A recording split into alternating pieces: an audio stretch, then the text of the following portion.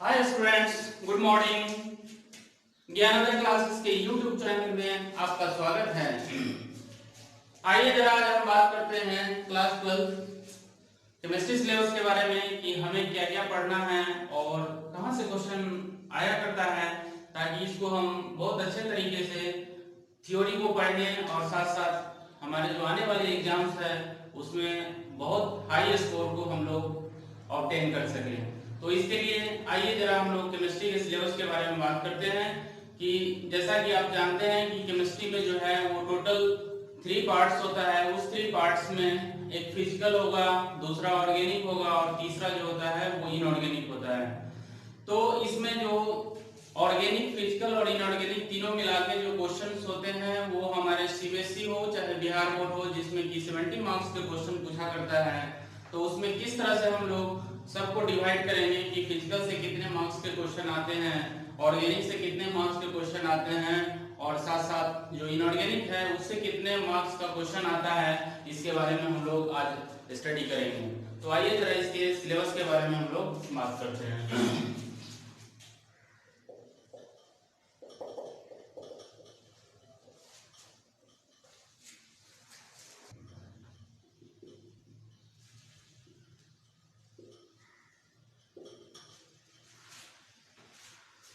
तो ये जो सिलेबस है, इस सिलेबस में हम लोग सिर्फ अभी फिजिकल के बारे में बात कर रहा हूँ।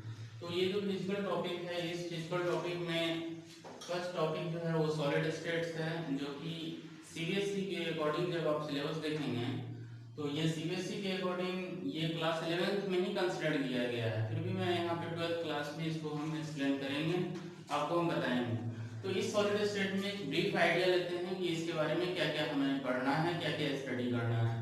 तो उसमें जैसे अब सॉलिड हो गया तो इसमें बहुत सारी बातें आएगी कि सॉलिड क्या होता है और सॉलिड का टाइप्स क्या होता है, इसका क्लासिफिकेशन क्या होगा।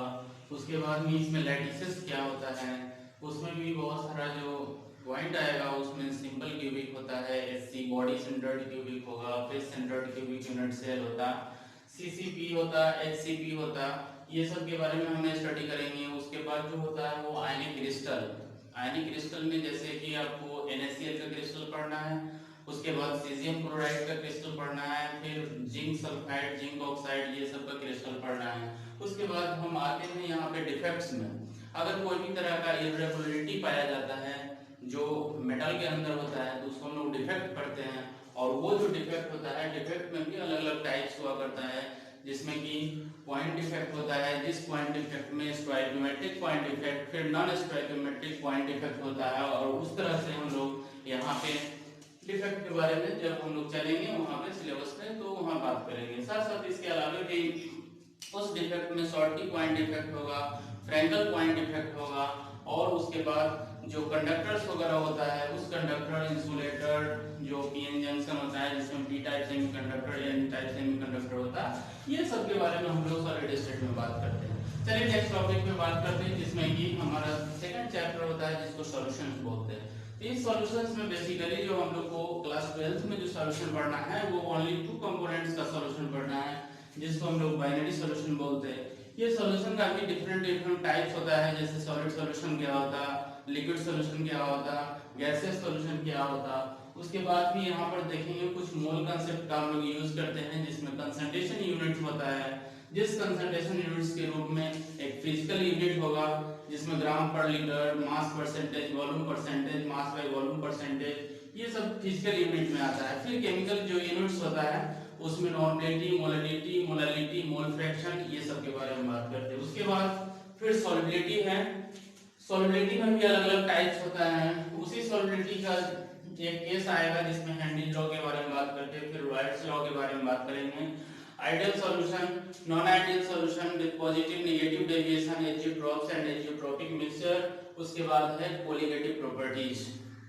मोस्ट इंपॉर्टेंट इस टॉपिक में जो हमारा जहां से क्वेश्चन आता है बोर्ड एग्जाम में, वो हमारा होता है कोलिगेटिव प्रॉपर्टी। जो कोलिगेटिव प्रॉपर्टी एक डाइल्यूट सॉल्यूशन की इंपॉर्टेंट प्रॉपर्टी होती है, जिसका 4 टाइप्स होता है, जो केवल और केवल सॉल्यूट पार्टिकल्स के नंबर पर डिपेंड करता है। और ये जो कोलिगेटिव प्रॉपर्टी होगा इसका 4 टाइप्स होता है, जिसमें कि relative loading of vapour pressure, elevation of boiling point, depression in freezing point and last जो होता है वो ऑस्मोटिक प्रेशर बोलते हैं। इसके अलावा भी वान डॉट फैक्टर होता है। तो ये सब इतने सारे इसमें पॉइंट्स हैं जिसको हम लोग सॉल्यूशन के अकॉर्डिंग स्टडी करेंगे। आइए नेक्स्ट टॉपिक है हमारा इलेक्ट्रोकेमिस्ट्री। इस इलेक्ट्रोकेमिस्ट्री का जो बेसिक आइडिया होता है उस बेसिक आइडिया में आपको नॉलेज होना चाहिए। जो क्लास 11 का जो चैप्टर है रिडॉक्स रिएक्शंस, जो कंप्लीटली ऑक्सीडेशन रिडक्शन रिएक्शंस पे बेस्ड होता है, इसको समझने के साथ साथ हम लोग इस इलेक्ट्रोकेमिस्ट्री को समझते हैं। इसके साथ हम लोग कंसंट्रेशन सेल के बारे में बोलते हैं। कंसंट्रेशन सेल क्या होता है, उसमें रिडॉक्स का किस तरह से हम लोग यूज करते हैं, इलेक्ट्रोकेमिकल सीरीज कैसे हम लोग यहाँ पे डिफाइन करते हैं और उसका क्या क्या प्रॉपर्टी होता है, इसके बारे में स्टडी करते हैं। इसके बाद अगर किसी सेल का एनर्जी निकालना हो तो उसको हम लोग नर्स्ट इक्वेशन के रूप में निकालते हैं। उसके बाद में इक्विलिब्रियम कांस्टेंट का नर्स्ट इक्वेशन के साथ क्या रिलेशन होता है, उसका गिब्स एनर्जी के साथ क्या रिलेशन होगा। उसके बाद भी कुछ और भी पॉइंट्स होता है जिसमें रेजिस्टेंस होगा, कंडक्टर होगा, रेसिस्टिविटी होगा, कंडक्टिविटी होगा, मोलर कंडक्टिविटी, इक्विवेलेंट कंडक्टिविटी, ये सब में फिर रिलेशन क्या होता है। इसके बाद भी आप देखेंगे कि उसमें जो एक law of independent migration of ions, ये सारी बातें हम लोग इलेक्ट्रोकेमिस्ट्री में करते हैं। और लास्ट में थोड़ा बैटरी के बारे में पढ़ना है। जो बैटरी, इसमें कितने टाइप का होता है, बैटरी क्या होता है, बैटरी का कंस्ट्रक्शन क्या होता है, उस पर कौन कौन सा रिएक्शन होता है जो कैथोड और एनोड पे होता है, इसके बारे में हम लोग डिटेल स्टडी करते हैं जो आपको इलेक्ट्रोकेमिस्ट्री में पढ़ना होता है। तो ये हमारे यहाँ जो इलेक्ट्रोकेमिस्ट्री के बारे में हम लोग बेसिक आइडिया के रूप में लेते हैं। इसके बाद नेक्स्ट जो हमारा है वो chemical kinetics. Actually chemical kinetics जो होता है, व्हाट इज केमिकल काइनेटिक्स। तो अगर कोई केमिकल रिएक्शन होता है तो उस केमिकल रिएक्शन में रेट ऑफ रिएक्शन, जो रिएक्शन का रेट होता है उसमें क्या क्या चेंज होता है उसके बारे में बात, रेट लॉ इक्वेशन, इसके बारे में हम लोग यहाँ पे स्टडी करते हैं। इसके बाद आता है order of reaction, molecularity of reaction, pseudo first order reaction, और इसी में एक आता है जो डेरिवेटिव होता है जिसको हम लोग इंटीग्रेटेड रेट लॉ इक्वेशन बोलते हैं, या इंटीग्रेटेड काइनेटिक रेट इक्वेशन होता है, जो हम लोग के क्लास 12 में जीरो ऑर्डर और फर्स्ट ऑर्डर के रूप में जानना होता है। अगर कॉम्पिटिटिव एग्जाम की आप तैयारी कर रहे हैं तो उस केस में आपको ये सेकेंड ऑर्डर थर्ड ऑर्डर के बारे में भी जानना होता है। तो यहाँ पे जो इंटीग्रेटेड काइनेटिक जो रेट लॉ इक्वेशन होता है उसमें फर्स्ट ऑर्डर और जीरो ऑर्डर के बारे में बात करना है। इसके साथ साथ जो इसका हाफ लाइफ होता है उसके बारे में भी पढ़ना है। उसके बाद यहाँ पे एक जो रेट को मेजर करते हैं उसके लिए हमें एक आर्हेनियस एक्सपेरिमेंट इक्वेशन के बारे में जानना होता है जो एक्टिवेशन एनर्जी को कोरिलेट करता है। और इसके अलावा भी कुछ और भी फैक्टर्स होते हैं जिसको हम लोग इसमें स्टडी करेंगे। तो इसके बाद नेक्स्ट जो हमारा है, तो ये मिलाकर के जो ये 4 टॉपिक्स है जो सॉलिड स्टेट से लेकर के केमिकल काइनेटिक्स है, इसे टोटल मिलाकर के सीबीएसई में जो क्वेश्चन आता है वो 18 to 20 मार्क्स के क्वेश्चन आता है।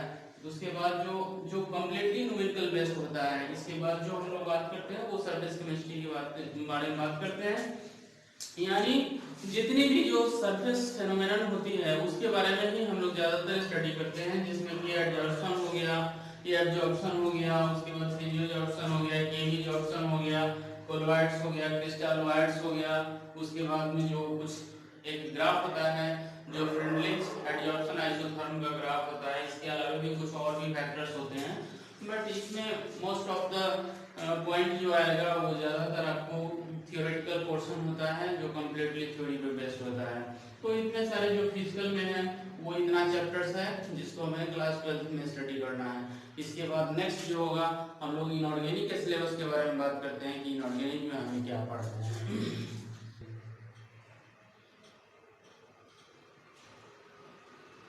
ये हमारा जो है वो इनऑर्गेनिक का सिलेबस है, जिसमें टोटल जो यहाँ पे है वो 4 टॉपिक्स को कवर कर रहा है, जिसमें कि यहाँ पे आप देख रहे हैं जो इनऑर्गेनिक का फर्स्ट चैप्टर है वो general principles and process of isolation of elements, जिसको हम लोग मेटलर्जी के रूप में भी जानते हैं, जिसमें बहुत सारा जो हमारा एक्सट्रैक्शन का प्रोसेस होता है इसके बारे में हम लोग जानते हैं। सेपरेशन का जो मेथड होता है उसके बारे में हम लोग बात करते हैं, और फ्लक्स, गैंग्स, मिनरल्स जितने भी होंगे वो सारे के बारे में इसी में हम लोग बात करते हैं। इसके बाद नेक्स्ट जो हमारा होता है वो इनऑर्गेनिक का जो सेकंड चैप्टर है वो पी ब्लॉक होता है, जो क्लास 11th में पढ़ने के बाद जो हमारे यहाँ पे जो कुछ ग्रुप्स हैं जिसमें 5A 6A 7A and 8A जिसको 0 ग्रुप या 18 ग्रुप बोलते हैं, जिसमें जितना भी इनर्ट गैसेस होता है या इनर्ट गैसेस का जो कुछ कंपाउंड्स होता है उसके बारे में हम लोग बात करते हैं। इसमें जो 5A है उसमें जैसे नाइट्रोजन फैमिली होता है, उस नाइट्रोजन फैमिली में नाइट्रोजन का प्रिपरेशन क्या होगा, प्रॉपर्टीज क्या होगा, उसका कंपाउंड्स क्या होता है और उसका यूजेस क्या होता है, उसी के बारे में हम लोग 5A ग्रुप को पढ़ते हैं जो नाइट्रोजन फैमिली के अकॉर्डिंग आता है। इसके बाद नेक्स्ट है हमारा है 6A ग्रुप, जिसमें कि हम लोग 6A को जो ये फैमिली है ऑक्सीजन फैमिली के रूप में इसको हम लोग जानते हैं, और इसमें बहुत सारे जो ऑक्सीजन का कंपाउंड्स होता है उसका प्रिपरेशन कैसे होगा, ऑक्सीजन का प्रिपरेशन कैसे होगा, उसका कंपाउंड कौन कौन सा है, उसका क्या प्रिपरेशन होगा, क्या प्रॉपर्टीज होगा, रिएक्शंस क्या होगा, उसका क्या क्या यूजेज होंगे, उसके बारे में बात करते हैं। हमारा जो 7th ए है जिसमें हैलोजेंस फैमिली बोलते हैं, halogens means sea salt formation producing, मतलब और जो फॉर्मिंग एलिमेंट्स होता है वो बेसिकली जो होगा उसमें सी साल्ट फॉर्मेशन जो हैलोजन फैमिली का एलिमेंट होता है उसके बारे में, और उसका भी जितने भी एलिमेंट्स का प्रिपरेशन हो गया, कंपाउंड हो गया, प्रॉपर्टीज हो गया, उसका यूजेज हो गया, उसी को स्टडी करते हैं इसमें। लास्ट का हमारा जो कुछ एलिमेंट्स है जिसमें इनर्ट गैसेस के रूप में जानते हैं, जो बेसिकली ऐसे नॉर्मल टेम्परेचर प्रेशर पे वो रिएक्शन नहीं करता, बट अगर कुछ टेम्परेचर को राइज कराया जाए, प्रेशर को सुटेबल रखा जाए तो उस केस में इट मे बी रिएक्ट। तो इस केस में जो यही है 18 ग्रुप या 0 ग्रुप, इसके बारे में हम लोग बात करते हैं। लास्ट जो उसके बाद है वो डी एंड एफ ब्लॉक है, जिस डी एंड एफ ब्लॉक को हम लोग ट्रांजिशन एलिमेंट्स भी बोलते हैं और एफ ब्लॉक को इनर ट्रांजिशन एलिमेंट्स भी बोलते हैं। उसमें बहुत सारा प्रॉपर्टीज होगा, मैग्नेटिक प्रॉपर्टीज में पैरामैग्नेटिक हो गया, डायमैग्नेटिक हो गया, फेरोमैग्नेटिक हो गया, ये सब के बारे में बात करते हैं। उसके बाद नेक्स्ट हमारा जो है वो कोऑर्डिनेशन कंपाउंड्स या कॉम्प्लेक्स कंपाउंड बोलते हैं, जिसमें कि मेन बेसिक जो होता है इसका जहां से क्वेश्चन आता है एग्जाम में, उसमें नोमेनक्लेचर हो गया, आइसोमेरिज्म हो गया। इस आइसोमेरिज्म में बेसिकली हमें दो टाइप का जो हमारा कंपाउंड होता है जिसमें स्क्वायर प्लेनर कॉम्प्लेक्सेस होता है और दूसरा ऑक्टाहेड्रल कॉम्प्लेक्सेस होता है, उसके बारे में हम लोग ज्यादातर उसका आइसोमेरिज्म के बारे में बात करते हैं। फिर उसके बाद कुछ थ्योरी होता है जो वर्नर्स का पोस्टुलेट्स है, वर्नर्स का थ्योरी है, उसके बारे में हम लोग बात करते हैं। साथ साथ जो वैलेंस बॉन्ड थ्योरी होगा, क्रिस्टल फील्ड थ्योरी होगा या लिगैंड फील्ड थ्योरी होता है, इस सब के बारे में बात करते हैं। इसके बाद जो आता है वो स्प्लिटिंग के बारे में बात करते हैं कि कौन कौन सा ऐसा टेट्राहेड्रल ज्योमेट्री वाला कंपाउंड है, ऑक्टाहेड्रल ज्योमेट्री वाला कंपाउंड है जिसके स्प्लिटिंग के बारे में बात करते हैं। तो स्टूडेंट्स यहाँ पे जो है वो हम लोग इतने के साथ इनऑर्गेनिक में हम लोग इतना सिलेबस है जिसको हमें पढ़नी होती है। और मैं बता दूं आपको कि जैसा कि अगर ये सीबीएसई के स्टूडेंट हैं तो आपको सिलेबस को समझने में परेशानी ना हो, इसके लिए मैं आपको बता दूं कि इससे पहले जो मैं फिजिकल के बारे में बात किया, जो फिजिकल का सिलेबस है वो और इनऑर्गेनिक का सिलेबस है ये दोनों मिलाकर के 2 वॉल्यूम है आपके क्लास 12 बोर्ड में, वॉल्यूम 1 एंड वॉल्यूम 2।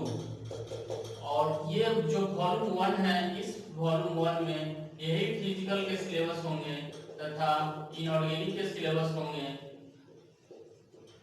इनऑर्गेनिक आते हैं, इसके बाद जो वॉल्यूम 2 होगा, इस वॉल्यूम 2 में कंप्लीटली जो है जितने भी चैप्टर्स आएंगे सारे के सारे ऑर्गेनिक का होता है। तो उस केस में यही है जिससे कि जो क्वेश्चन पूछा जाता है वो फिजिकल और इनऑर्गेनिक दोनों मिला करके अप्रॉक्स जो होगा वो 40 मार्क्स के क्वेश्चन एग्जाम में पूछे जाते हैं। तो इसके बाद नेक्स्ट जो हम लोग बात करेंगे वो हमारा जो सिलेबस होगा वो ऑर्गेनिक के बारे में बात करते हैं। तो आइए जरा हम लोग ऑर्गेनिक के बारे में बात करते हैं।